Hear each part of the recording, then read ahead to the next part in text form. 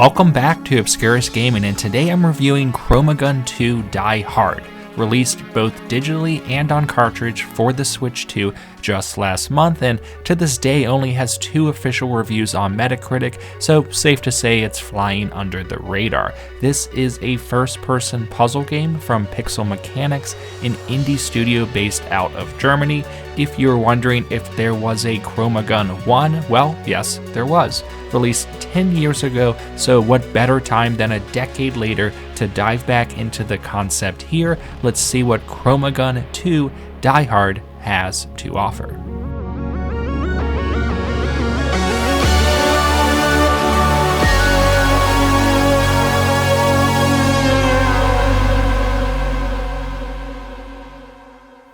When booting up ChromaGun 2 for the first time, it's pretty clear that this is going to be a first-person puzzle game. You will be playing as a tester of these color-laced chambers, usually starting in a room somewhere with the goal of getting through a door to the next test. This concept opens up significantly later in the game in some awesome ways, but just know that the general goal of physically getting from point A to point B through a series of locked doors and portals never really changes all that much.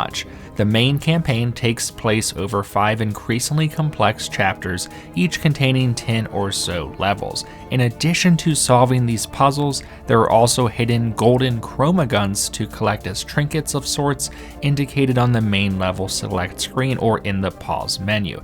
I naturally collected maybe about half of these in my 20 or so hour playthrough, so I'm a bit curious what happens if you 100% find all of them, and that also gives the game some extra reason to play through it some more. The gameplay hook with ChromaGun is the use of your color shooting paint gun to attract objects and droids of matching colors. This allows you to move paintable objects that will be attracted to the color you painted, likely in order to do something to advance the level, like pushing a button, opening a door, or some other task. It's honestly an awesome concept because it's super easy to understand, but as you'll see, complex enough to test your wits. At first, your gun only has the color yellow, but you'll quickly acquire one with all 3 primary colors, allowing you, well, to create the secondary colors and the ability to reverse or vacuum up paint too. The gameplay here is like if you combine the testing chamber and entertaining narrative style of Portal with the color-changing experience of Cube 2, which is a lesser-known but color-focused first-person puzzle game from a few years ago on the original Switch, if anyone else even played that game. Basically, ChromaGun 2 does its own thing in terms of gameplay overall, but also feels strangely familiar, so much so that the game's writers do joke about this from time to time. The good news is, you going backwards through the portal didn't destroy the entire universe. Yay! The better news is, you found a tricolored ChromaGun, so we can finally get started on the new testing track. In terms of structure, the testing chambers through chapters 1, 2, and maybe some of 3 are usually simple before getting quite difficult during and past chapter 3. But regardless of the difficulty, they are almost always intuitive, if that makes sense. The main strategy early for solving puzzles for myself was to work backwards in a way, basically see where I needed to go or what door I needed to open, and then try to follow the activation lines to buttons to press. This worked pretty well as a basic thought process, but the second half of the game will be way more complicated than I'm making it sound here, and I don't want to spoil the joy of why this is. The game really starts to peel back new concepts and larger chambers, and that's where it hits its stride.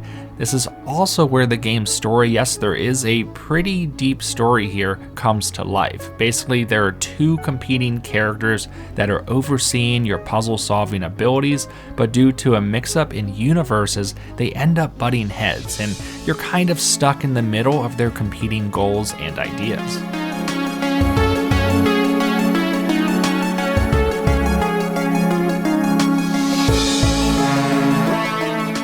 So I would say, again, the first 3-ish chapters of this game are certainly an enjoyable and competent first-person puzzle experience, building up the game mechanics at a moderate pace with a good, if not great, pacing in terms of when to challenge you. Still, through the first 3 chapters, I wouldn't say the game was doing a ton that was all that memorable or unique. This changes for the better with the final 2 chapters, elevating my entertainment and overall enjoyment significantly. Basically, the game takes what it taught you through those initial testing chambers and branches out, forcing you to think about things a bit differently and giving you more elaborate chambers and environments to solve.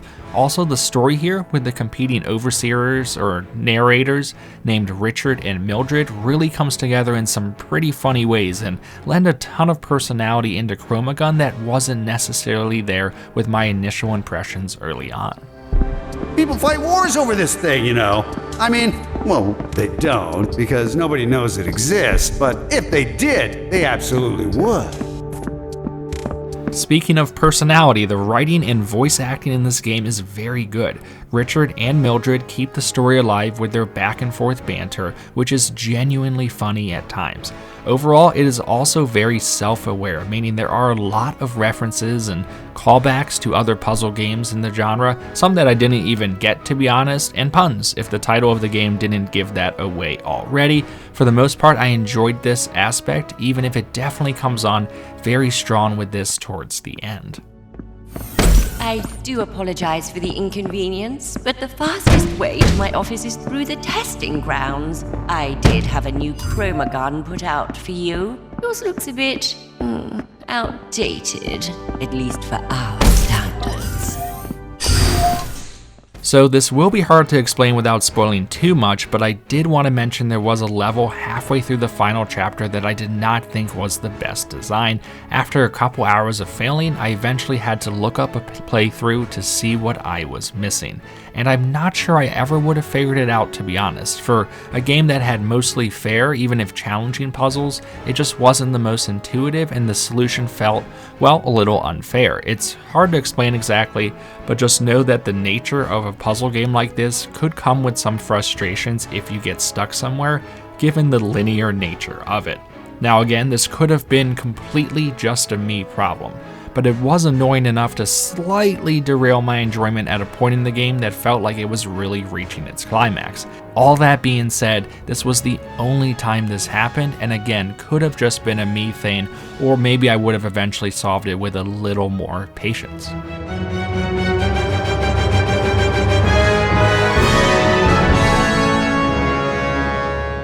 Now onto the technical aspects to ChromaGun, and I first want to start with the good. The game runs smoothly in both docked and handheld mode on the Switch 2, and even though the visuals are somewhat simple through much of the game, I still like the overall look of the chambers. Splashing colors onto a mostly white universe is always satisfying, as games like The Blob have taught us many years ago.